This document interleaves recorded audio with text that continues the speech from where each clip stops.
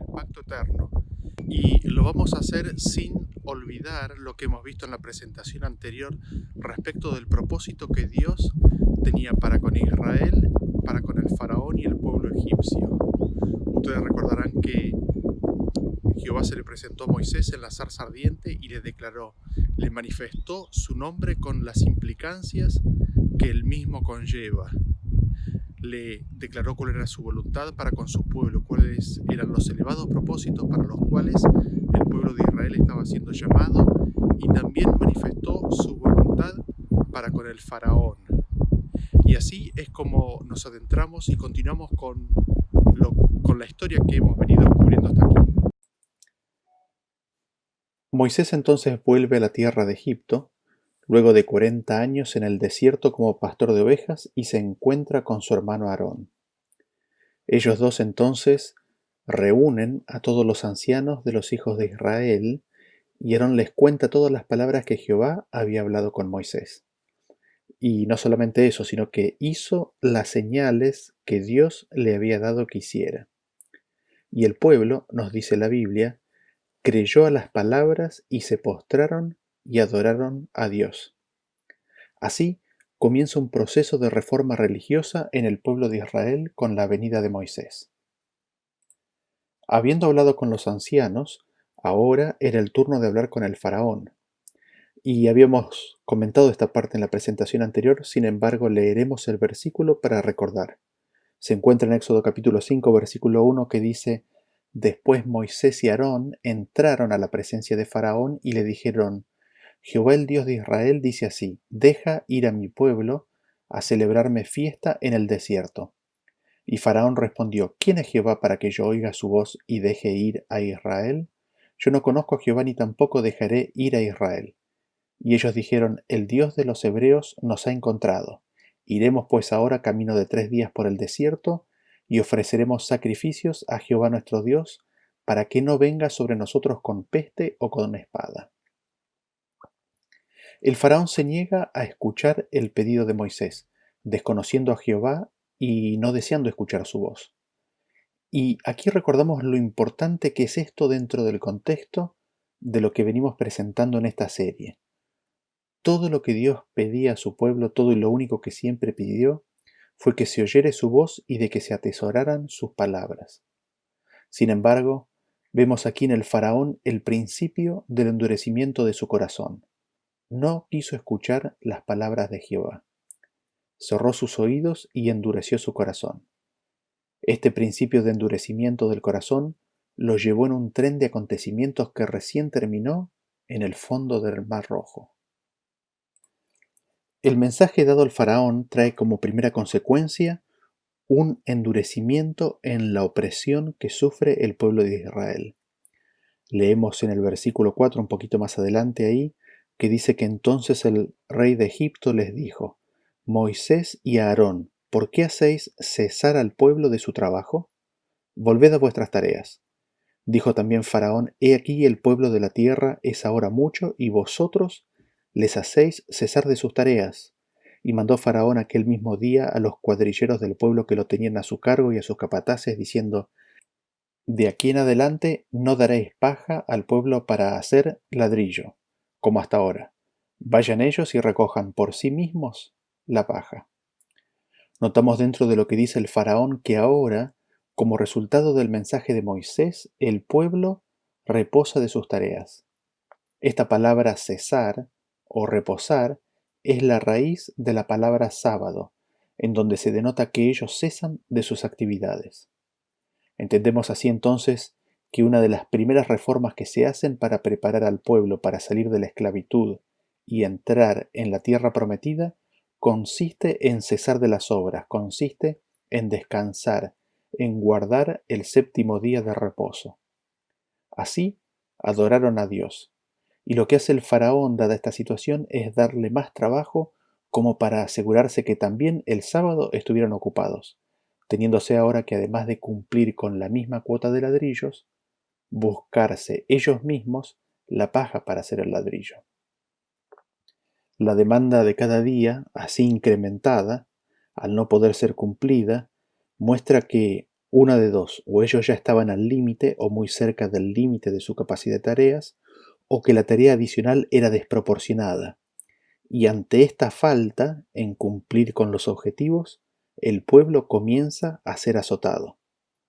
Apelan a los capataces, pero el faraón no cede en sus demandas, a lo cual le dicen a Moisés y a Aarón en el versículo 21, mire Jehová sobre vosotros y juzgue, pues nos habéis hecho abominables delante de Faraón y de sus siervos, poniéndoles la espada en la mano para que nos maten.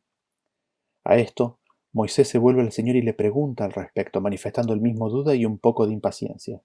Sin embargo, así le responde Jehová en el capítulo 6, versículo 1. Ahora verás lo que yo haré a Faraón, porque con mano fuerte los dejará ir y con mano fuerte los echará de su tierra. Así es la primera palabra de Dios a Moisés, pidiéndole que mire, porque Jehová iba a hacer que el faraón mismo los eche de la tierra de Egipto. Y seguimos leyendo en el versículo 2 que dice, habló todavía Dios a Moisés y le dijo, yo soy Jehová. Paréntesis, es interesante porque la traducción sería como yo soy el que soy. Y sigue diciendo el versículo 3, ¿no? Y aparecía a Abraham, a Isaac y a Jacob como Dios omnipotente, mas en mi nombre Jehová no me di a conocer a ellos. También establecí mi pacto con ellos de darles la tierra de Canaán, la tierra en que fueron forasteros y en la cual habitaron. Y notamos los siguientes puntos en estos versículos. En primer lugar, Jehová declara su nombre. Yo soy el que soy, oh Jehová. Y sigue diciendo, soy el que me aparecí a Abraham, a Isaac y a Jacob. Soy el mismo Dios omnipotente, el que vive para siempre. Omnipotente es necesario que se le recuerde a Moisés porque la liberación de Egipto que se propone es perfectamente posible al Dios omnipotente, aunque ahora parezca imposible a los ojos humanos. Lo otro interesante que notamos es que con el nombre Jehová ninguno de los tres patriarcas lo había conocido. Ni Abraham, ni Isaac, ni Jacob habían conocido a Dios por el nombre de Jehová. Así, aprendemos que la justificación por la fe, así como fue recibida por Abraham, la misma que podemos recibir nosotros, dado que es a la simiente de Abraham la que le es prometida la promesa, esa justificación por la fe es recibida sin el conocimiento de la pronunciación sonora exacta del nombre de Jehová. Lo siguiente que notamos es que dice, también establecí mi pacto con ellos. Y luego dice, he oído el gemido de los hijos de Israel y me he acordado de mi pacto. Noten que es el pacto del Señor, y ese pacto del Señor había sido hecho, como dice el versículo, también con Abraham, Isaac y Jacob. Ese pacto que el Señor identifica como su pacto es un pacto que Dios había hecho con los hijos de Israel, y ese mi pacto, como él dice, también había sido hecho con Abraham, con Isaac y con Jacob. Es el mismo pacto. Así entonces en ese punto de el también establecemos entonces en este versículo que el pacto es de Dios, que es dado a los hijos de Israel y que es el mismo pacto hecho con Abraham. Y esa tierra de Canaán, en la cual estos patriarcas moraron y fueron extranjeros, y de la cual Abraham no había recibido ni siquiera lo suficiente para apoyar la planta de su pie, era a donde ellos ahora se iban a dirigir, no en cumplimiento de la promesa de Dios, porque la esperanza de la promesa era la de una patria mejor, establecida sobre mejores promesas, con una ciudad capital cuyas calles son de oro. Y sigue diciendo el versículo 5, asimismo yo he oído el gemido de los hijos de Israel a quienes hacen servir los egipcios, y me he acordado de mi pacto. Por tanto dirás a los hijos de Israel, yo soy Jehová, y yo os sacaré de debajo de las tareas pesadas de Egipto, y os libraré de su servidumbre, y os redimiré con brazo extendido y con juicios grandes, y os tomaré por mi pueblo, y seré vuestro Dios, y vosotros sabréis que yo soy Jehová vuestro Dios, que os sacó de debajo de las tareas pesadas de Egipto, y os meteré en la tierra por la cual alcé mi mano jurando que la daría a Abraham, a Isaac y a Jacob, y yo os la daré por heredad, yo Jehová. Me he acordado de mi pacto, dice el Señor. Nuevamente es el pacto de Dios. Ahora, el acordarse no significa que el Señor se olvidó y ahora le viene a la mente el recuerdo. No, porque nada escapa de la atención del Señor, y su apelación en el resto de las Escrituras es que aunque una madre terrenal se olvide de sus hijos, cosa hartamente difícil, Él jamás se olvidará de su pueblo. Se usa la palabra acordarse para indicar que el Señor se dispone a hacer algo. Un ejemplo de esto lo tenemos en Génesis 8.1 que dice: "Y se acordó Dios de Noé y de todos los animales y de todas las bestias que estaban con él en el arca, e hizo pasar Dios un viento sobre la tierra y disminuyeron las aguas". Como mencionamos, se acordó no es que Dios se había olvidado de Noé, sino que se dispone a hacer lo que se había propuesto, y en este caso que leímos recién era de hacer disminuir las aguas que estaban sobre la tierra. Así, con Moisés y el pueblo de Israel, Dios se dispone ahora, se prepara a cumplir, a ejecutar su pacto. ¿Y en qué consistía este pacto que también había sido hecho con Abraham?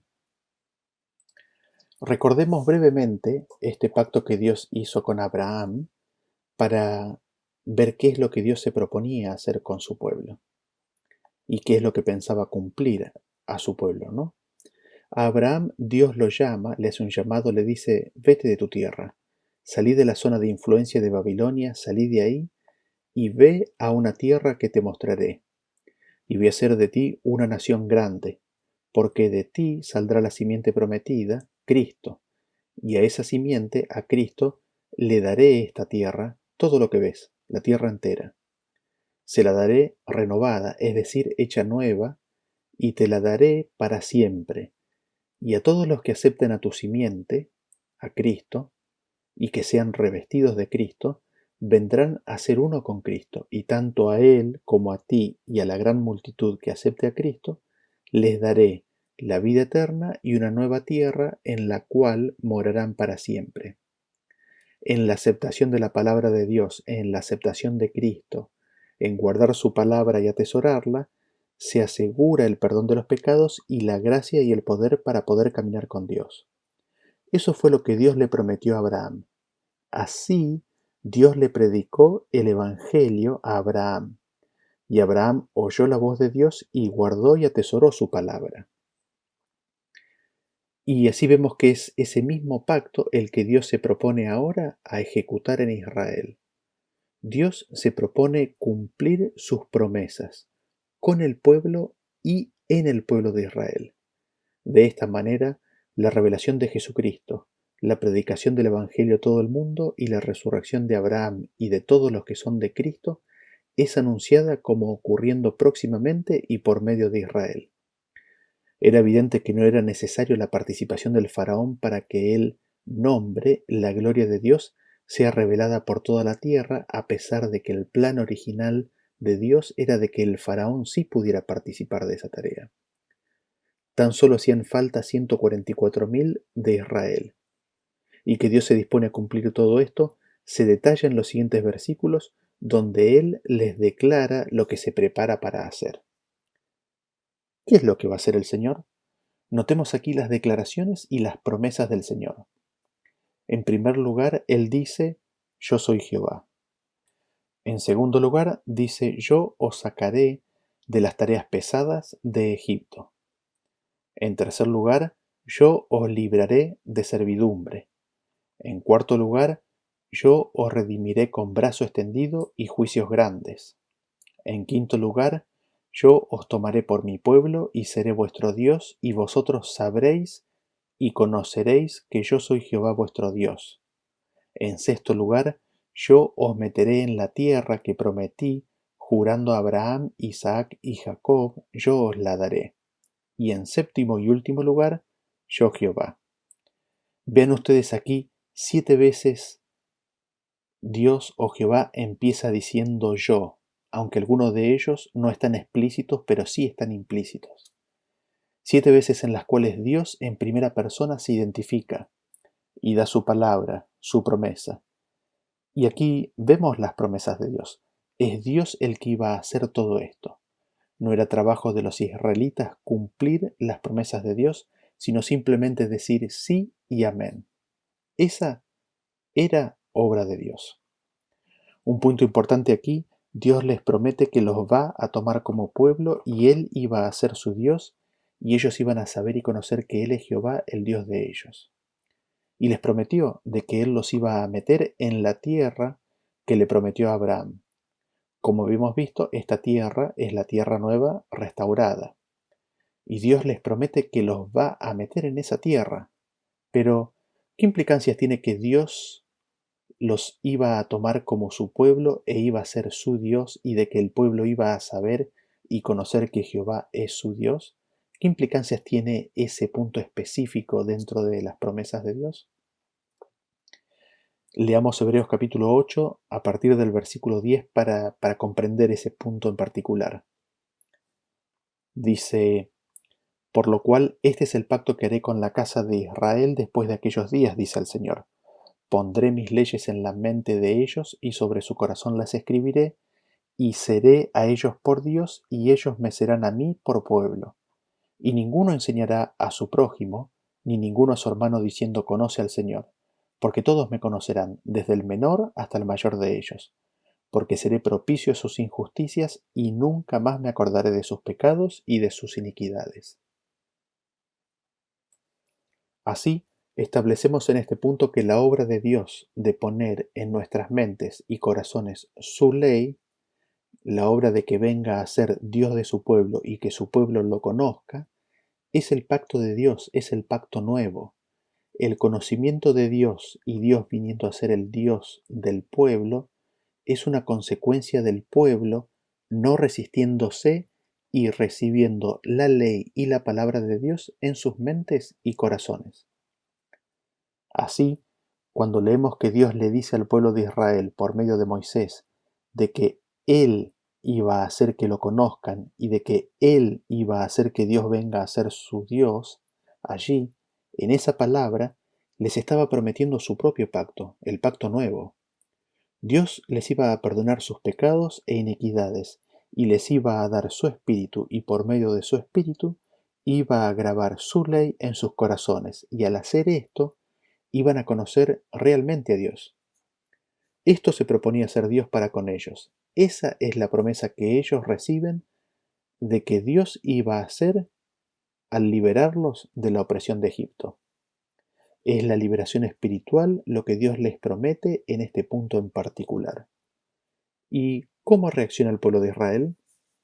Seguimos leyendo ahora en el versículo 9 dice: de esta manera, como leímos recién, habló Moisés a los hijos de Israel, pero ellos no escuchaban a Moisés a causa de la congoja de espíritu y de la dura servidumbre.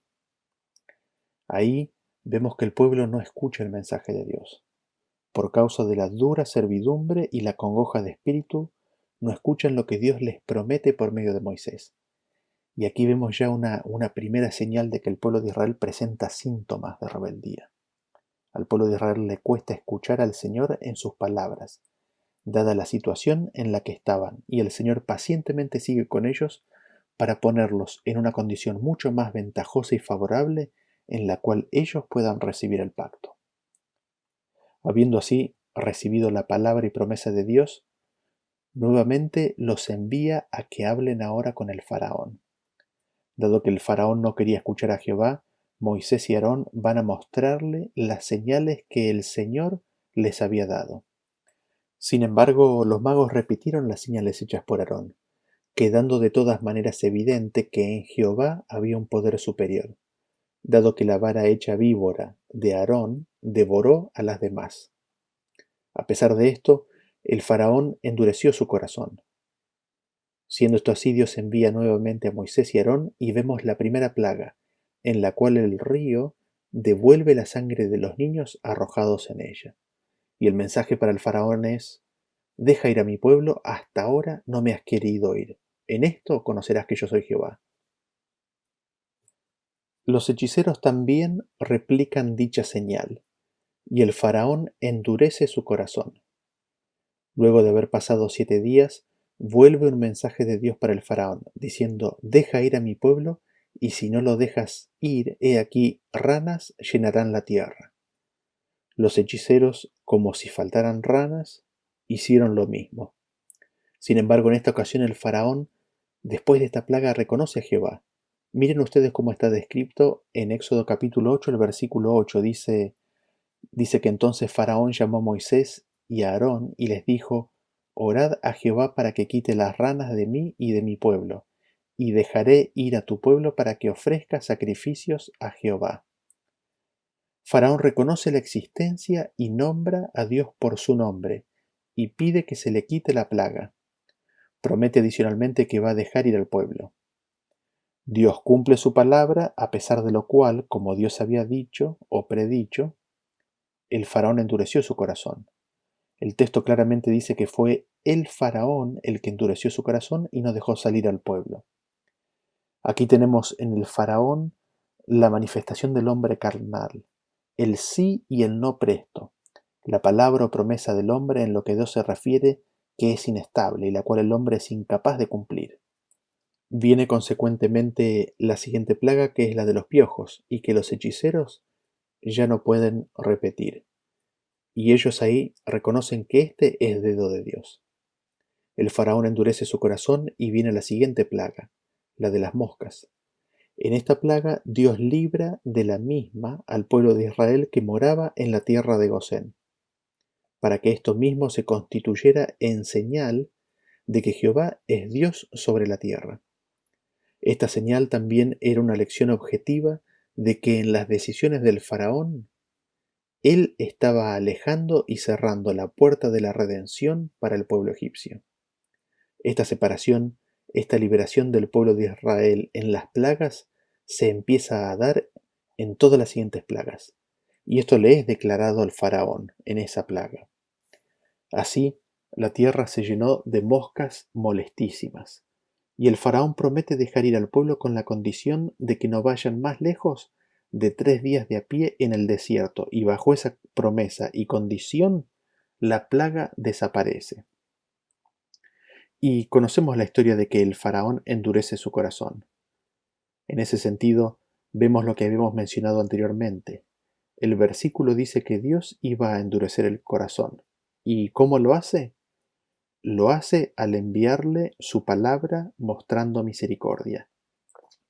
Y la Biblia nos dice inmediatamente, allí al final de cada plaga, que es el mismo faraón el que endurece su corazón, no queriendo oír la palabra de Dios. Viene entonces el siguiente mensaje de Dios advirtiéndole que si no deja ir a su pueblo, plaga gravísima caería sobre el ganado. El faraón no escucha y cayó dicha plaga, sin que el ganado de los israelitas sea afectado. Y el faraón endurece aún más su corazón, y la siguiente plaga que cae son úlceras y sarpullidos, ante los cuales el corazón del faraón aún más se endureció. Ante esta situación Dios le manda el siguiente mensaje al faraón. Lo leemos en Éxodo capítulo 9, el versículo 13, dice: entonces Jehová dijo a Moisés: levántate de mañana y ponte delante de Faraón, y dile: Jehová, el Dios de los hebreos, dice así: deja ir a mi pueblo para que me sirva, porque yo enviaré esta vez todas mis plagas a tu corazón, sobre tus siervos y sobre tu pueblo, para que entiendas que no hay otro como yo en toda la tierra. Porque ahora yo extenderé mi mano para herirte a ti y a tu pueblo de plaga, y serás quitado de la tierra. Y a la verdad yo te he puesto para mostrar en ti mi poder y para que mi nombre sea anunciado en toda la tierra. ¿Todavía te ensoberbeces contra mi pueblo para no dejarlo ir? He aquí que mañana a estas horas yo haré llover granizo muy pesado, cual nunca hubo en Egipto, desde el día que se fundó hasta ahora. Envía pues a recoger tu ganado y todo lo que tienes en el campo, porque todo hombre o animal que se halle en el campo y no sea recogido a casa, el granizo caerá sobre él y morirá. Vemos cómo Dios va cambiando el lenguaje a medida que el endurecimiento del corazón del faraón se vuelve cada vez más acentuado. Y Dios le cuenta al faraón que iba a extender su mano y que iba a herir al pueblo y al corazón del faraón. Y a la verdad, dijo Dios, yo no quiero la muerte del impío. A la verdad, yo te he puesto y mantenido de pie para mostrar en ti mi poder, para que mi nombre sea proclamado sobre toda la tierra. Y este endurecimiento de parte del faraón iba a terminar en que el faraón sea quitado de la tierra. Así, Dios busca traer sobre el faraón la convicción de pecado, de que en ese camino tan solo la muerte le esperaba. Y le pregunta a Dios, ¿todavía te ensorbeces? ¿Todavía sigues endurecido en tu corazón? Y le cuenta, haré llover granizo sobre toda la tierra, muy pesado. Envía pues, apresúrate a recoger todo el ganado y que todo hombre y ganado esté en su casa, porque si no, el granizo le matará. Así, Dios advierte de la calamidad que estaba por sobrecoger Egipto y le ruega al faraón que reconsidere su camino porque lo llevaba a la muerte, y le ruega que proteja a su pueblo, a su ganado y a su casa. Y la tendencia que tenemos como seres humanos es a pensar de que fue Dios el que provocó, armó la tormenta de granizo y se la mandó a Egipto. Sin embargo, a pesar de que Dios dice que Él hará llover granizo, le advierte al pueblo de lo que se viene. ¿Y cómo es que Dios hace llover granizo y al mismo tiempo advierte sobre el mismo y les manda a todos que se protejan? ¿Cómo es esto? Leamos el siguiente versículo que nos va a permitir poder entender un poco más esto. Eh, Leemos Salmos capítulo 78 a partir del versículo 43. Dice, Cuando puso en Egipto sus señales y sus maravillas en el campo de Zoán, y volvió sus ríos en sangre y sus corrientes para que no bebiesen, envió entre ellos enjambres de moscas que los devoraban, y ranas que los destruían. Dio también a la oruga sus frutos y sus labores a la langosta. Sus viñas destruyó con granizo y sus higuerales con escarcha.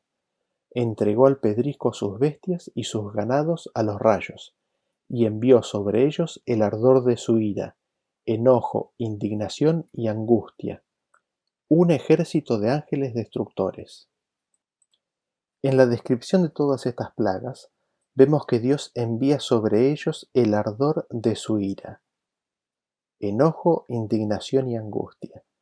En ese sentido, a pesar de que no vamos a definir bíblicamente esos términos en esta presentación, solo quisiera resaltar que el ardor de su ira en Él, ¿no? En Dios es también angustia o incluye angustia. Su espíritu, el espíritu del Santo de Israel, es decir, de Cristo, estaba angustiado por todo lo que estaba sucediendo. Y todo eso que estaba sucediendo, nos dice el versículo, es porque envió sobre ellos un ejército de ángeles destructores. La versión de 1909 de la Reina Valera dice que envió ángeles malos. Evidentemente, estos no son ángeles buenos. La palabra en el original significa en sí mal o malo. Si miramos a la palabra enviar, veremos que significa misión en sentido abstracto y favorable, y también significa en sentido de favorable, como lo vemos aquí en este caso de Egipto, significa en forma concreta enviar, liberar un ejército, dejarlo suelto. Vemos así que todas estas plagas que vinieron como consecuencia de que Dios libera, permite, deja actuar a un ejército de ángeles malos y destructores. Puesto esto en otras palabras, había un ejército de vientos, espíritus o ángeles destructores que se cernían sobre los 4 extremos de la tierra de Egipto. Sin embargo, los ángeles de Dios sostenían a estos vientos destructores. El proceso de las plagas muestra que el faraón, al endurecer su corazón, le va quitando a Dios la mano protectora, y el Santo de Israel en angustia tiene que alzar su mano indicando a sus ángeles protectores que liberen, que dejen actuar al ejército de ángeles malos que hacen la obra destructora manifestada en las plagas. Así, Dios en su misericordia avisa al faraón y al pueblo consiguientemente de lo que iba a suceder al él entregarlos bajo el dominio de a quienes ellos estaban eligiendo servir en la persona del faraón. Y leemos en Éxodo 9:20 que dice que de los siervos de Faraón, el que tuvo temor de la palabra de Jehová, hizo huir sus criados y su ganado a casa. Mas el que no puso en su corazón la palabra de Jehová, dejó sus criados y sus ganados en el campo. Así, nuevamente vemos que la salvación viene por recibir la palabra de Jehová y ponerla, atesorarla en el corazón. Y cae la destrucción en forma de granizo y fuego o rayos sobre la tierra de Egipto, o, como leímos en Salmos recién, ángeles malos, ahora sin la restricción de Dios, desatan una tormenta terrible sobre Egipto. Y vemos que el faraón ahora reconoce cómo es la condición de cada uno. Llama a Moisés y dice en Éxodo capítulo 9, versículo 27, él dice, ¿no? El faraón, he pecado esta vez, Jehová es justo y yo y mi pueblo impíos. Así, de boca del faraón oímos que él mismo reconoce que en todo esto Dios es justo, es decir, sin mal, y de que él y el pueblo son impíos y han elegido al impío. Y la tormenta es detenida y lamentablemente el faraón vuelve a endurecerse, no dejando salir a los hijos de Israel como había prometido. Así, vemos que cuando el corazón está atrapado por el engaño del pecado y no quiere escuchar la voz de Dios, no hay señal, no hay plaga, no hay milagro, no hay resurrección de los muertos que los haga creer la palabra de Dios. Es las circunstancias y el anhelo de librarse de las consecuencias de sus acciones los que los hace implorar la protección de Dios. Sin embargo, tan pronto como desaparecen las circunstancias desalentadoras, el corazón está listo para olvidarse de Dios. Así, viene sobre Egipto la siguiente plaga, la plaga de las langostas. Los siervos del faraón apelan ante él a que deje ir al pueblo, dado que Egipto ya estaba destruido. A pesar de eso, tan solo una intensificación de la plaga de las langostas es lo que termina finalmente convenciendo al faraón de dar su tan cambiante palabra. Y allí reconoce el faraón que ha pecado ante Dios.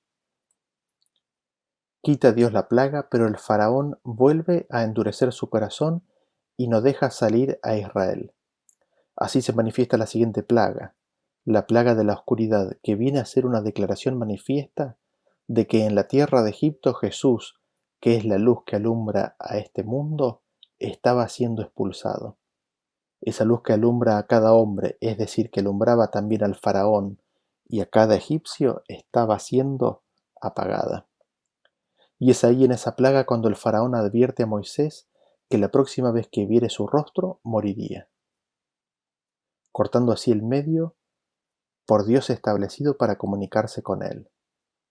Ahora, antes de salir de la presencia del faraón, previendo esto, y estando el enemigo de las almas urgiendo la entrega de aquellos que a él se entregaban, leemos en Éxodo capítulo 11, versículo 1 que Jehová dijo a Moisés, una plaga traeré aún sobre Faraón y sobre Egipto, después de la cual él os dejará ir de aquí, y seguramente os echará de aquí del todo. Habla ahora al pueblo y que cada uno pida a su vecino, y cada una a su vecina, alhajas de plata y de oro. Y Jehová dio gracia al pueblo en los ojos de los egipcios. Y el versículo 4 sigue diciendo, dijo pues Moisés, Jehová ha dicho así, a la medianoche yo saldré por en medio de Egipto, y morirá todo primogénito en tierra de Egipto, desde el primogénito de Faraón que se sienta en su trono, hasta el primogénito de la sierva que está tras el molino, y todo primogénito de las bestias. Y habrá gran clamor por toda la tierra de Egipto, cual nunca hubo ni jamás habrá. Vemos así que Dios prevé que al retirar su protección sobre los primogénitos y estos muriendo, el faraón iba a dejarlos salir. Sin embargo, es Dios el que se arroga la acción, porque Él pone en movimiento la serie de eventos que culminarán en la muerte de los primogénitos. Por eso Jehová dice, yo saldré por en medio de Egipto y morirá todo primogénito. Su salir por en medio de Egipto iba a traer como consecuencia la muerte de los primogénitos. Habiendo entonces Moisés comunicado esto al faraón, se retira enojado de la presencia del mismo. Así, la misericordia de Dios había tan solo endurecido el corazón del faraón, y se estaba ante una crisis de grandes proporciones. Grandes eventos se perfilaban para las próximas horas, y para ello el pueblo debía prepararse. Había de prepararse espiritualmente para la Pascua, la liberación de la esclavitud. Habían de prepararse a través de un retiro espiritual, a través de la Pascua. Y es en esta celebración de la Pascua que iban a poder manifestar su fe personal en Cristo como líder y protector del pueblo.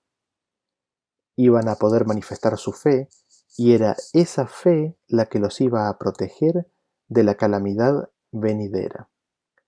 Como hemos visto hasta aquí, Moisés y los hijos de Israel estaban siendo llamados a ser herederos de las mismas promesas que hemos recibido nosotros hoy en día y de las mismas promesas hechas a Abraham.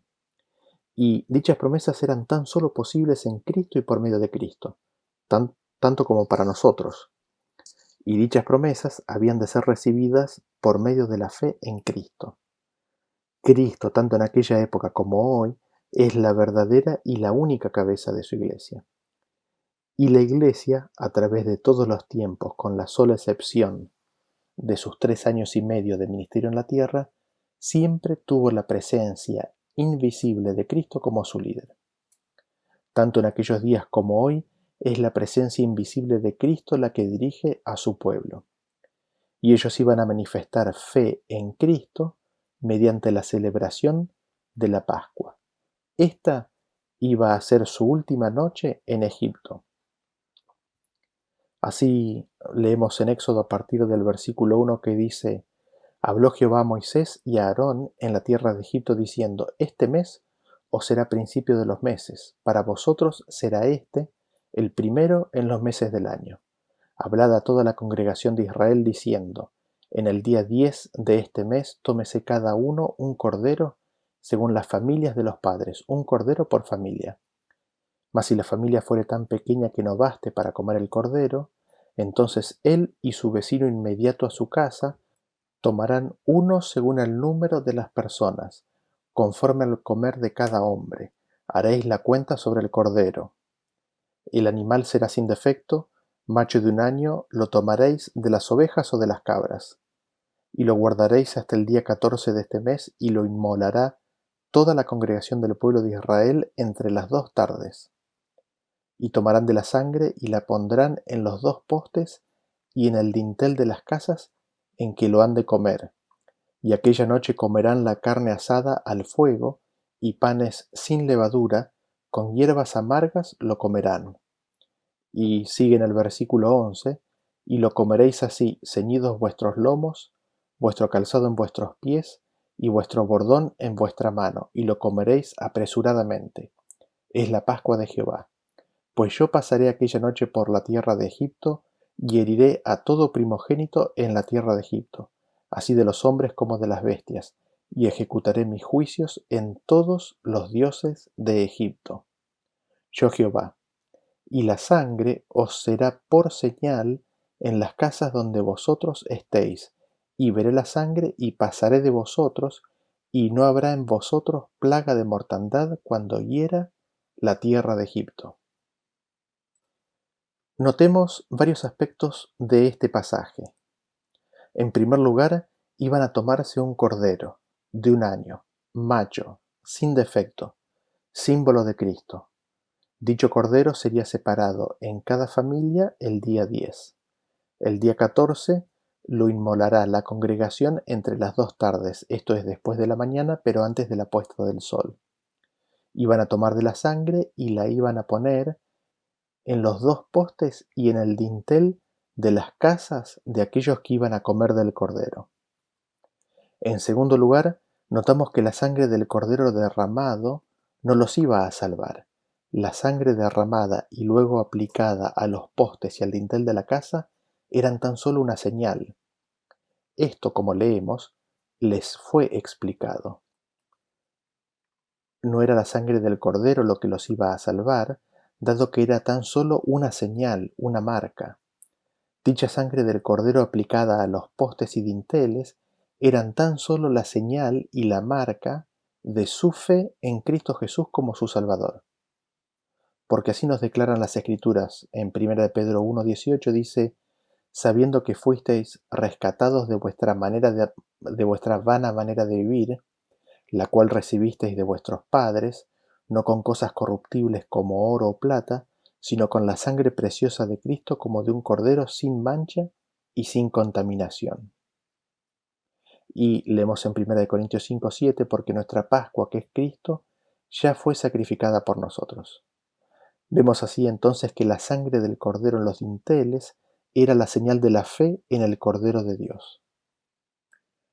Así leemos de Moisés y seguramente del pueblo, en Hebreos 11:27, que dice: por la fe dejó Egipto, no temiendo la ira del rey, porque se sostuvo como viendo al invisible.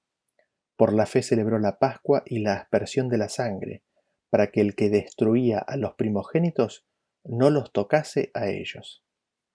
Por la fe en el invisible, en Dios el Padre, quien se dispuso de propiciación, el Cordero de Dios que quita el pecado del mundo, es decir, Cristo Jesús, también invisible, ellos celebraron la Pascua. Ahora, habiendo visto que la sangre del Cordero era tan solo una marca o señal, podríamos preguntarnos: ¿por qué la sangre?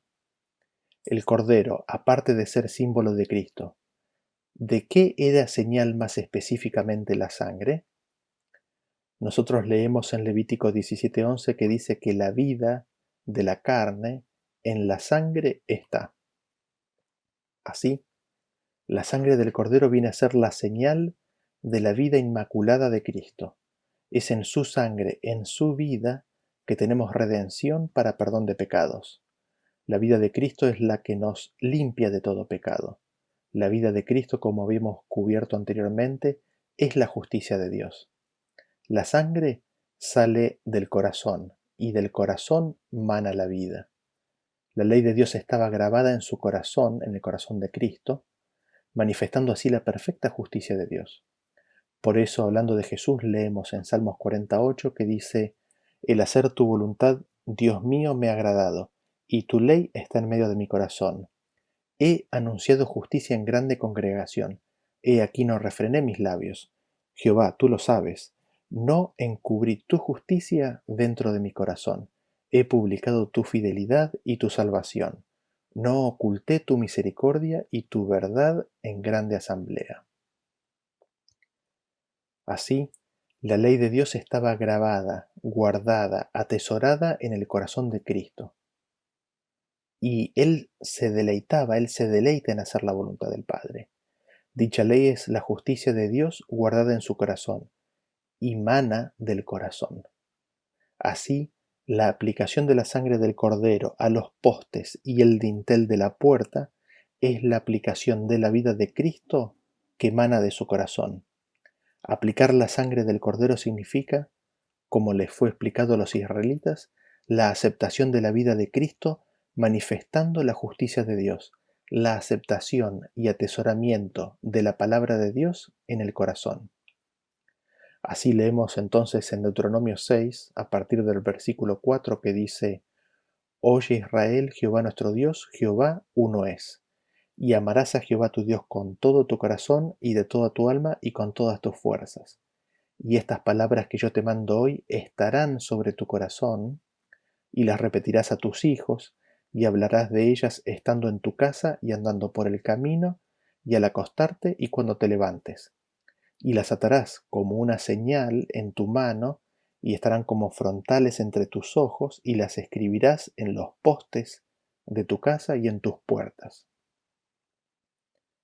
Las palabras que Dios les daba, el mensaje de que Jehová nuestro Dios uno es, y que hemos de amarle con todo nuestro corazón, alma y fuerza, y de que hemos guardar en nuestro corazón todas las palabras de Jehová, habrían de ser atesoradas en el corazón, tenían que ser guardadas, protegidas en el corazón.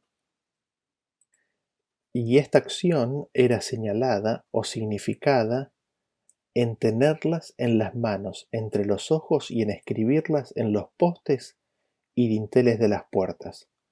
Todas estas acciones, las filacterias, el grabarlo o el grabar las palabras en los portales y dinteles de la casa eran señal, como la sangre, de abrir el oído y recibir la palabra de Dios, guardarla, atesorarla y amarla. Estamos hablando de Cristo, la palabra de Dios. Estamos hablando de la vida de Cristo. Y aquí en Deuteronomio tenemos escrito cómo le fue explicado esto a los hebreos. ¿Y cuál era la obra que tenían que hacer los israelitas? La obra de ellos era no endurecer su corazón, dejar de resistir, escuchar la voz de Dios y guardarla, reconocer que su corazón estaba corrompido y pedir perdón y suplicar que Dios cumpla su promesa, porque Él había prometido que Él grabaría sus leyes en su corazón y las pondría en su mente. Él haría que Jehová sea su Dios y ellos le conocerían como tal.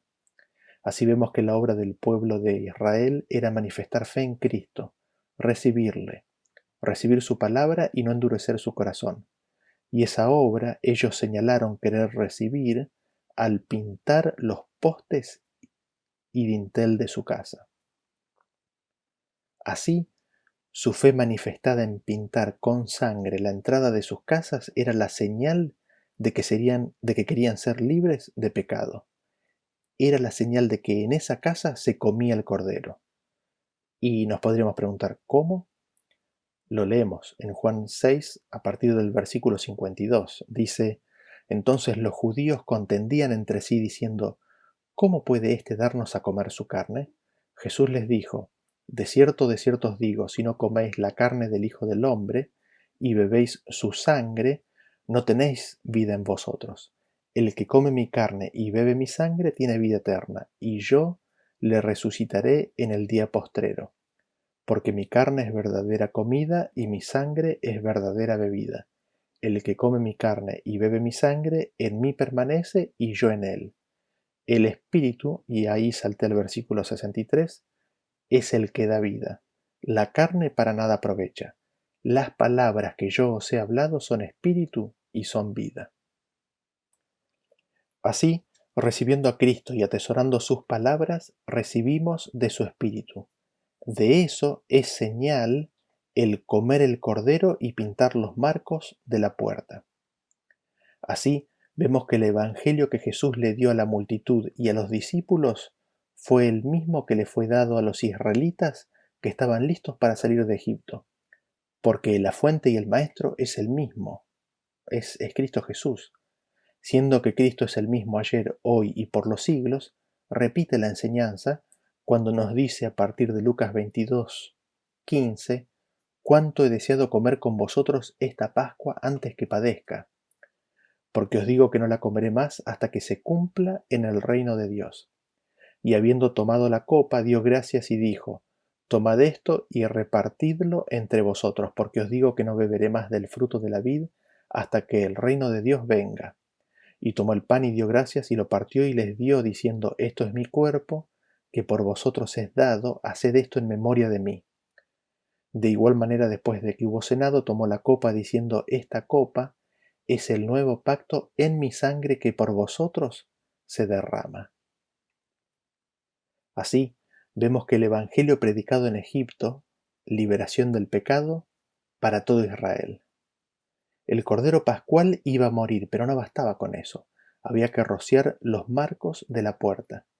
Así, Cristo murió por el mundo, pero es necesario que se acepte y se crea que Cristo murió por mí personalmente y en forma individual. Es necesario que que acepte su vida y su muerte para mi salvación. Y eso no bastaba. La carne había de comerse. Como recordarán, la sangre en los marcos de la puerta es señal de que el cordero se comía en dicha casa. Así, para alcanzar el perdón de pecados, no basta que creamos en Cristo. Hemos de recibir su palabra por fe como alimento espiritual en forma personal. No otro por mí, sino que yo he de tomar su palabra y su vida como alimento. Cristo nos dice, como leímos, que si no comemos de la carne y bebemos de la sangre del Hijo del Hombre, no tendremos vida eterna. Así como vimos que se cumple en Cristo, también se puede cumplir en nosotros con la recepción y atesoramiento de la palabra de su palabra, cuando nosotros recibimos y atesoramos esa palabra, recibimos la vida de Cristo, la justicia de Dios. Recibimos el Espíritu de Dios que graba en nuestros corazones su ley. Y así, mediante Cristo morando en nosotros por medio de su poder, somos transformados a su imagen. Este Evangelio es el que fue predicado en Egipto, y vemos así cómo se une la experiencia del Israel espiritual con aquel que estaba en Egipto. Así vemos que la liberación que Dios estaba obrando en ellos es exactamente la misma que Él quiere obrar en nosotros hoy. Así, Dios el Padre nos une en un Señor y una fe. Cristo estaba presente con ellos tanto como lo está con nosotros hoy. Y continuamos leyendo en Éxodo capítulo 12 a partir del versículo 29 que dice que aconteció que a la medianoche Jehová hirió a todo primogénito en la tierra de Egipto, desde el primogénito de Faraón que se sentaba sobre su trono, hasta el primogénito del cautivo que estaba en la cárcel y todo primogénito de los animales. Y se levantó aquella noche Faraón, él y todos sus siervos y todos los egipcios, y hubo un gran clamor en Egipto, porque no había casa donde no hubiese muerto. E hizo llamar a Moisés y a Aarón de noche y les dijo: Salid de en medio de mi pueblo vosotros y los hijos de Israel, e id, servid a Jehová como habéis dicho. Así leemos que a medianoche Jehová hirió a todo primogénito en la tierra de Egipto. El faraón no murió, con lo cual aprendemos allí que éste no era el heredero primero al trono. El heredero primero al trono era Moisés, pero al Moisés elegir a Cristo y los vituperios de Cristo se levanta otro que no era el primogénito. Y nos interesa entender el proceso de cómo esto ocurrió. ¿Cómo fue que Dios hirió a todos los primogénitos? Lo leemos unos versículos más atrás, versículo 23, donde dice: Porque Jehová pasará hiriendo a los egipcios, y cuando vea la sangre en el dintel y en los dos postes, pasará Jehová aquella puerta, y no dejará entrar al heridor en vuestras casas para herir. Allí donde se hubiese manifestado fe en Jesús, nos dice el versículo que Jehová no dejaría entrar al heridor en las casas para herir. Nuevamente aquí vemos, como en las otras plagas, que finalmente Dios deja de proteger a los egipcios y permite que el destructor haga su obra de destrucción. Sin embargo, en toda casa donde se manifieste fe en Jesús, allí el ángel de Jehová acampa y los defiende. No permite que el destructor entre para destruir y matar. Vemos también que la historia se repite al final de los tiempos, en donde se nos dice que una vez que estén sellados los hijos de Dios con la sangre del Cordero, el destructor, llamado Abadón en hebreo y Apolión en griego, será suelto, soltando así los cuatro vientos, siéndole permitido nuevamente que haga su obra de destrucción como antaño. Y nos sigue diciendo el versículo 31, que el faraón hizo llamar a Moisés y a Aarón de noche y les dijo: Salid de en medio de mi pueblo vosotros y los hijos de Israel, e id, servid a Jehová como habéis dicho. Tomad también vuestras ovejas y vuestras vacas como habéis dicho, e idos, y bendecidme también a mí. Y los egipcios apremiaban al pueblo, dándose prisa a echarlos de la tierra, porque decían: todos somos muertos. Y llevó el pueblo su masa antes de que se leudase, sus masas envueltas en sus sábanas sobre sus hombros. E hicieron los hijos de Israel conforme al mandamiento de Moisés, pidiendo de los egipcios alhajas de plata y de oro y vestidos. Y Jehová dio gracia al pueblo delante de los egipcios, y les dieron cuanto pedían. Así despojaron a los egipcios. Partieron los hijos de Israel de Ramesés a Sucot como 600.000 hombres de a pie, sin contar los niños. También subió con ellos grande multitud de toda clase de gentes, y ovejas y muchísimo ganado. Y cocieron tortas sin levadura de la masa que habían sacado de Egipto, pues no había leudado, porque al echarlos fuera los egipcios, no habían tenido tiempo ni para prepararse comida. Así una gran multitud sale de Egipto con los despojos de Egipto. Así recibieron la paga que se le debía por tantos años de esclavitud. Y nos sigue diciendo el versículo 40. El tiempo que los hijos de Israel habitaron en Egipto fue 430 años. Y pasados los 430 años, en el mismo día, todas las huestes de Jehová salieron de la tierra de Egipto. Así vemos que en el mismo día, en exactamente el mismo día, el pueblo de Israel salió de Egipto. Ese mismo día es el día 14 del mes primero, a la tarde. En ese mismo día, pero muchos años antes, ellos habían descendido y entrado en Egipto, pero yendo aún más atrás, en ese mismo día había sido cuando Dios le había dado la promesa, su pacto a Abraham. Exactamente ese mismo día, el día 14 del mes primero. Y así vamos concluyendo con este tema. Vemos que Dios obró en Egipto la misma obra espiritual que quiere hacer con nosotros hoy en día. Hoy, como hace más o menos 3500 años atrás, Dios quiere que pongamos nuestra fe en Cristo Jesús, que le abramos la puerta de nuestro corazón a su presencia, a sus palabras, a su bendición, a su pacto, para liberarnos de la esclavitud del pecado y darnos la tierra prometida en heredad para siempre. Que Dios nos ayude y que nos cambie el corazón carnal y nos dé un corazón presto para recibir su palabra y promesa. Hasta el próximo tema.